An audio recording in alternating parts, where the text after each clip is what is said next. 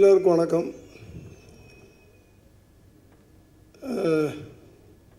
கடந்த 1.5 வருஷத்துக்கு மேலே இருக்குன்னு நினைக்கிறேன். ஈவினிங்கில் நடக்கிற எந்த விழாக்கள்லையும் நான் கலந்துக்கிறது கிடையாது. எக்ஸப்ட் இப்போ சமீபத்தில் நடந்த கலைஞர் 100 அதில் கூட 7:45 போயிட்டேன். நான் காரணம் கலந்துக்கக்கூடாது அப்படின்றதில்ல, கலந்துக்கக்கூடிய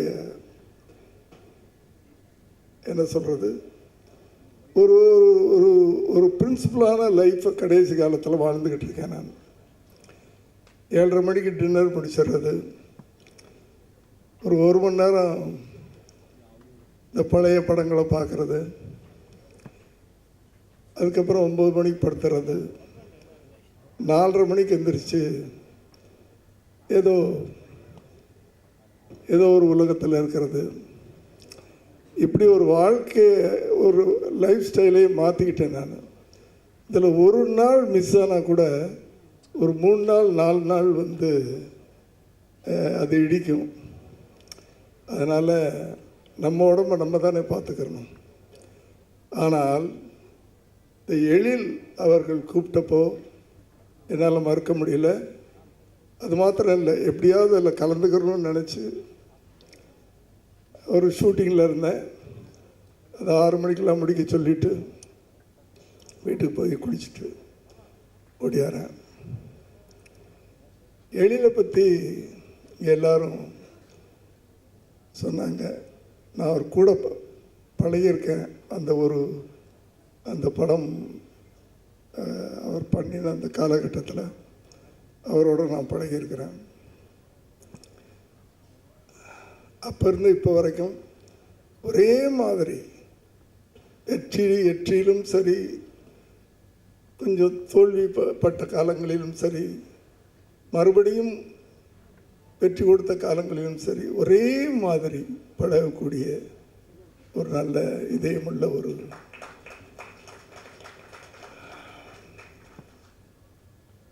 ஒரு திரைப்படம் ஒரு வெற்றி பெறுது அப்படின்னு சொன்னால் முதல்ல அந்த கண்டென்ட்னு சொல்லுவாங்க, அந்த கரு நல்லா இருக்கணும். அதை யார் நடித்தாலும் வெற்றி பெறக்கூடிய அளவுக்கு திரைக்கதை அமைக்கணும். யார் நடித்தாலும், அதான் நான் சொல்கிறேன். நான் அதுதான் ஒரு சிறந்த திரைப்படம். அப்படிப்பட்ட என் மகன் விஜயுடைய வாழ்க்கையில் எத்தனையோ படங்கள் பண்ணியிருக்கிறாரு. ஆனால் துள்ளாத மனமும் துள்ளும் ஒரு படம் அவர் வாழ்க்கையில் ஒரு மைல் ஸ்டோன். ஒரு 10 படம் இருக்குது. இப்படி மைல் ஸ்டோன் கொடுத்தவங்க இங்கே 2 பேர் இருக்கிறாங்க என் கண்ணுக்கு எதிர. பேரரசு அவர்கள், எழில் அவர்கள். முதல்ல அவர்களுக்கு நன்றி. ஏன்னா எந்த ஒரு நடிகனும் மேலே வர்றதுக்கு யார் ஆதாரம்னா இயக்குனர்கள். அதை நான் எங்கே வேணாலும் சொல்லுவேன், அடித்து சொல்லுவேன். அப்படியாப்பட்ட ஒரு திரைக்கதை அந்த கதை. அடுத்து அப்போல்லாம் நான்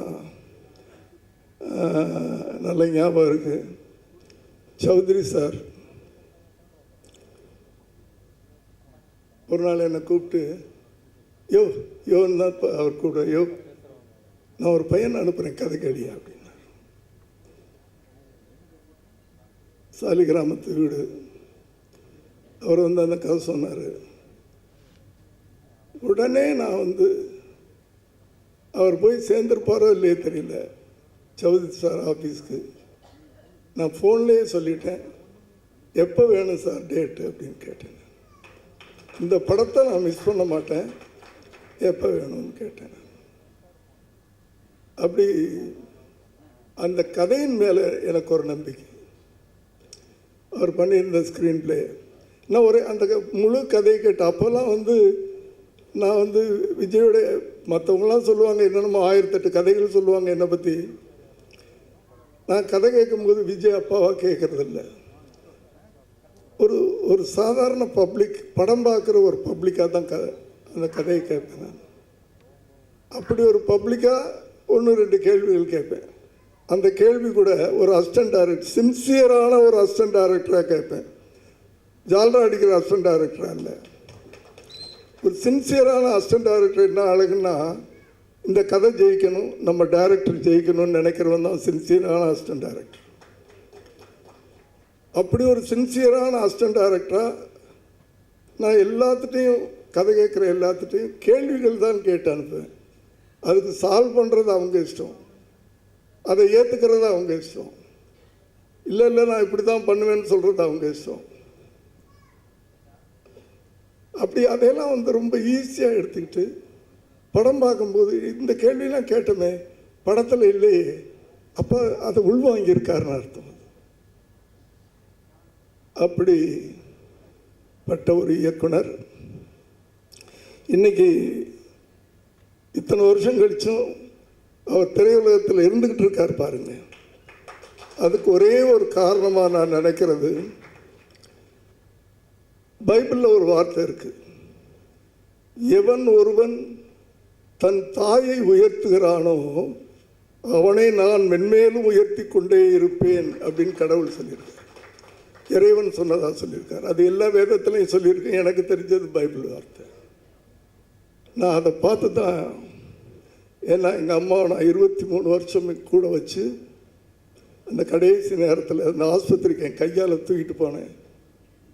அதனால தான் நான் நல்லா இருக்கிறேன், என் பிள்ளை நல்லா இருக்கிறேன், எங்கள் குடும்பம் நல்லா இருக்குது. எழில் சார், தாயை நம்ம எங்கே நம்ம உயர்த்துறோமோ கடவுள் நம்மளை உயர்த்திக்கிட்டே இருப்பார். இதில் எந்த மாற்று கருத்து இல்லை சார். ஏன்னா என் வாழ்க்கையில் நான் பார்த்தது, இன்றைய இளைஞர்களுக்காக அதைத்தான் நான் சொல்லிகிட்டு இருக்கேன். நமக்கு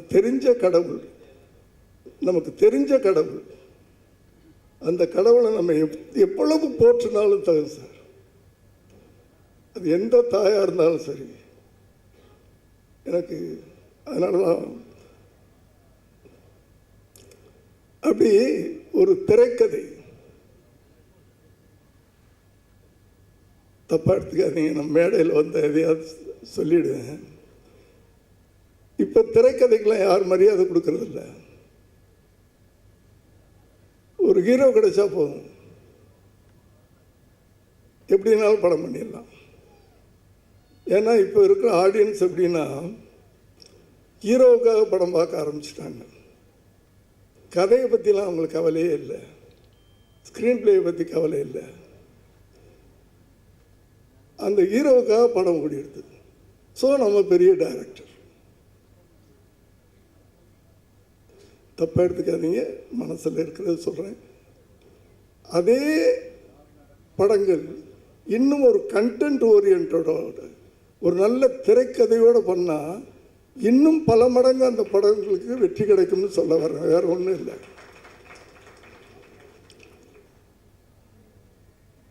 சமீபத்தில் ஒரு படம் பார்த்துட்டு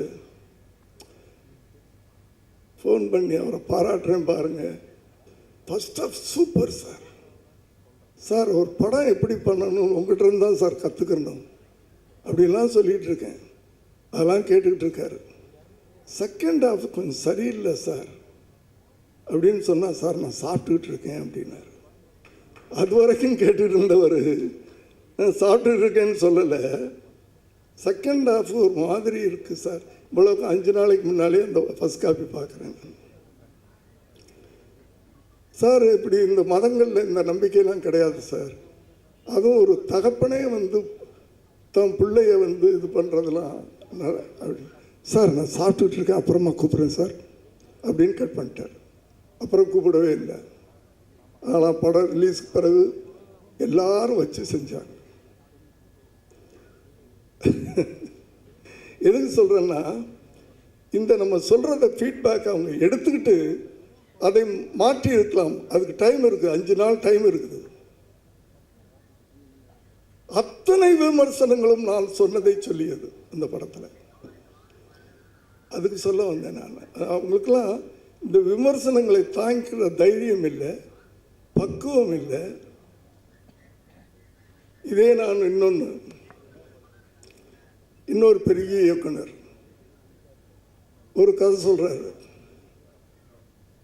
கதை சொல்லி முடித்த உடனே அவரை எந்திரிச்சு கட்டி பிடிச்சிக்கிட்டேன் நான். இங்கே வந்திருக்காரா? துப்பாக்கி டைரக்டர். கட்டி பிடிச்சிக்கிட்டேன் நான். ஆனால் கடைசியில் அதே மாதிரி ஒரு அசிஸ்டன்ட் டைரக்டராக ஒரு கேள்வி கேட்டேன். சார் கேட்கலாமா அப்படின்னு கேட்டேன். கேளுங்க சார் அப்படின்னு. இந்த படமே ஸ்லீப்பர் செல்ஸ் அப்படின்னு சொல்லி படம் பண்ணுறீங்க. எனக்கு தெரியும் சார் ஸ்லீப்பர் செல்ஸ்னால் யாருன்னு, பப்ளிக்கு தெரியுமா அப்படின்னு கேட்டேன். கேட்டுட்டு விட்டுட்டேன் அதோட. பட் படம் பார்க்கும்போது அதுக்குன்னு ஒரு சீன் வச்சுருந்தார்.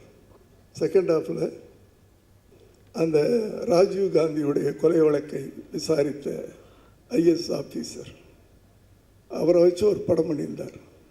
ஓஹோ, இவ்வளோ பெரிய டைரக்டர் கூட நம்ம சொன்னதை மைண்டில் வச்சுக்கிட்டு எனக்கு பதில் சொல்லாமல் திரைப்படத்தில் பதில் சொல்லியிருக்கார். அவருடைய பக்குவம் அது, அவருடைய பக்குவம். அதனால தான் இன்றைக்கு வரைக்கும் ஜெயிச்சுக்கிட்டே இருக்கார். அதை போல் வருகின்ற இளைஞர்களுக்கு இந்த இடத்துல நான் சொல்கிறது எனக்கு தகுதி இருக்குன்ற நம்பிக்கையில் நான் சொல்கிறேன். ஒரு அப்பன் ஸ்தானத்தில் இல்லை ஒரு அண்ணன் ஸ்தானத்தில் வருகின்ற இளைஞர்கள் ஒரு கண்டென்ட்டோடு வாங்க.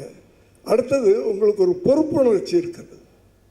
ஒரு பொறுப்புணர்வுன்னு சொல்கிறோம்ல, அந்த காலத்தில் ஒரு ரைட்டர் இருந்தார், திரைக்கதை ஒருத்தர் எழுதுவார், டைரக்டர் ஒருத்தர். இப்போ எல்லாமே நம்ம பண்ணுறோம். இப்போது ஒரு எழுத்தாளன், ஒரு இயக்குனன்னா ஒரு நல்ல கண்டென்ட் போய் சேரணும். அந்த காலத்தில் ஒரு 10 தலையை வெட்டுறவனை வில்லன்னு சொல்லுவோம். இன்னைக்கு அதே காரியத்தை ஹீரோ பண்ண வைக்கிறீங்க. இது எப்படின்னு எனக்கு புரியல. இதை நம்ம கொண்டாடுறோம். இது எப்படி சினிமான்னு ஏற்றுக்கிறோம் நம்ம?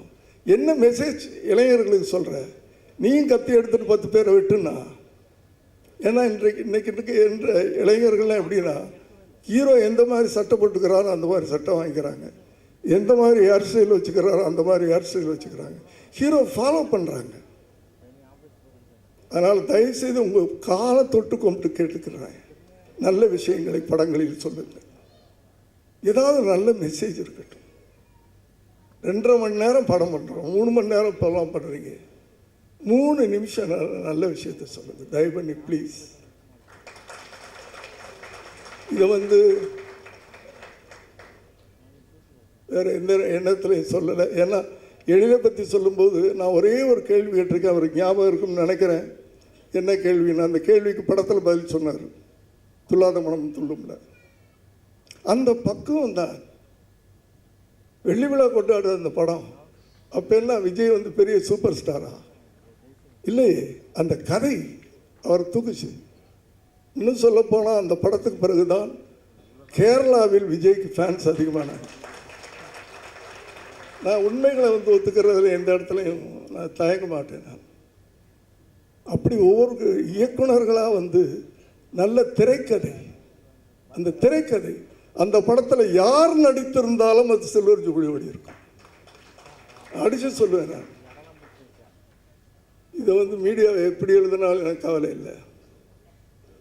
அவங்க அதுக்குன்னு ஒரு கதையை சொல்லி எழுதுவாங்க. ஏன்னா அவங்களுக்கு அதுக்கு அப்படி ஒன்று எழுதினா தானே வியூஸ் கிடைக்கும். அதாவது கதை தான் நம்மளை வரும்னு சொல்கிறேன். இயக்குனர்கள் தான் ஒரு களிமண்ணை கூட ஒரு அழகான சிலையாக மாற்றக்கூடிய சக்தி இயக்குனர்களுக்கு தான் அப்படின்றது மீண்டும் மீண்டும் நான் சொல்கிறேன். அந்த இயக்குனர்களையும் நான் திரும்ப கேட்டுக்கிறேன். அதுக்காகத்தான் கேட்டுக்கிறேன். உங்கள் கையில் இருக்குது. உங்கள் கையில் ஒவ்வொரு ஹீரோவும் கிடைக்கும்போது உருவாக்குற கடமை உங்கள்கிட்ட இருக்குது. அதே நேரத்தில் சமுதாயத்தின் மீது ஒரு பொறுப்புணர்ச்சி இருக்குது. அந்த பொறுப்புணர்ச்சி ஒரு ஹீரோ என்னென்ன பண்ணலாம் படத்தில். எம்ஜிஆருடைய தனி வாழ்க்கை யாருக்கும் தெரியாது. ஆனால் சினிமாவில் ஏதாவது ஒரு காட்சியில் அவர் தண்ணி அடித்து பார்த்துருக்கீங்களா? நான் சொல்கிறது ட்ரிங்க்ஸு, தண்ணின்னா வேறு எதுன்னு. மதம் அருந்தி பார்த்துருக்குறீங்களா ஒரு படத்துலையாவது? ஏன் அதை பண்ணலை? அவரை ஃபாலோ பண்ணுறதுக்கு கோடான கோடி தமிழர்கள் இருந்தாங்க, இளைஞர்கள் இருந்தாங்க. ஆகவே இதையெல்லாம் நீங்கள் எழுத்தாளர்கள், நீங்கள் தான் ஸ்க்ரீன் ப்ளே பண்ணுறீங்க, நீங்கள் தான் டைரக்ட் பண்ணுறீங்க. தயவு செய்து இளைஞர்களை உருவாக்குகின்ற ஒரு சமூகத்தின் மீது அக்கறை உள்ள, மக்களின் மீது அன்பு கொள்ளக்கூடிய ஒரு இளைஞர்களை உருவாக்கணும்னா நீங்கள் இந்த ஹீரோக்களை அப்படி உருவாக்கணும். எங்கேயோ போயிட்டேன், சாரி. எழில் அவர்கள் இந்த படமும் ஒரு துள்ளாத மொழி, ஏன்னா இடையில் நிறையா அவர் ஹியூமருக்கு வந்தார். ஹியூமர் தான் அப்படின்றது எனக்கு அது ஹியூமராக இருக்கட்டும், சென்டிமெண்ட்டாக இருக்கட்டும், அது ஆக்ஷனாக இருக்கட்டும், எதுவாக இருந்தாலும் ஒழுங்கான ஸ்க்ரீன் ப்ளே பண்ணால் அந்த படம் ஜெயிக்கும். காமெடி தான் ஜெயிக்கும், சென்டிமெண்ட் தான் ஜெயிக்கும், அதெல்லாம் எனக்கு தெரியாது. நீ அந்த 2.5 மணி நேரம் ஆடியன்ஸை அங்கேயும் இங்கேயும் திரும்ப விடாமல் நீ ஸ்க்ரீன் ப்ளே இருந்ததுனால் இன்றைக்கி எத்தனை படங்கள், சின்ன படங்கள் சமீபத்தில் அப்படி அதில் என்ன பெரிய ஸ்டார் இருந்தாங்களா? அதனால் திரைக்கதை தான். இன்றைக்கி எதை நம்பி ஒரு படம் எடுக்கிறாரு? ஒரு பெரிய ஸ்டார் இல்லை இருந்தாலும் ஒரு நல்ல நடிகரை வச்சு படம் எடுக்கிறார் விமல் அவர்கள். அது சொல்ல மறந்துட்டேன். விமல் அவர்கள் ஆரம்பகால படங்கள்லாம் நல்ல படங்கள் பண்ணிக்கிட்டு இருந்தார். இடையில அது சினிமா அப்படி தான் மேலே கீழே. சமீபத்தில் ஓடிடியில் ஒரு படம் பார்த்தேன், விலங்கு வெப் சீரிஸ் பார்த்தேன். என்னடா இவ்வளோ பெரிய நடிகனை சினிமா விட்டு வச்சுருக்கேன், எப்படா அந்த நடிகனை விட்டாங்க அவங்க? இவ்வளவு இயற்கையா, இவ்வளவு சாதாரணமாக ஒரு கதையை எழுத்துட்டு போகிறாரு. இவ்வளோ பெரிய நடிகனை நானே ஏண்டா விட்டு வச்சேன் இத்தனை வருஷமா அப்படின்னு நான் ஃபீல் பண்ணேன். அப்படி ஒரு நல்ல நடிகனை வச்சு படம் பண்ணியிருக்கிறீங்க. நிச்சயமாக அந்த படம் உங்களுக்கும் சரி, அதில் சம்பந்தப்பட்ட அனைவருக்கும் சரி, ஒரு பெரிய வெற்றியை கொடுக்க வேண்டும் என்று எல்லாம் வல்ல இறைவனை வேண்டி விரும்பி கேட்டுக்கொள்கிறேன். நன்றி, வணக்கம்.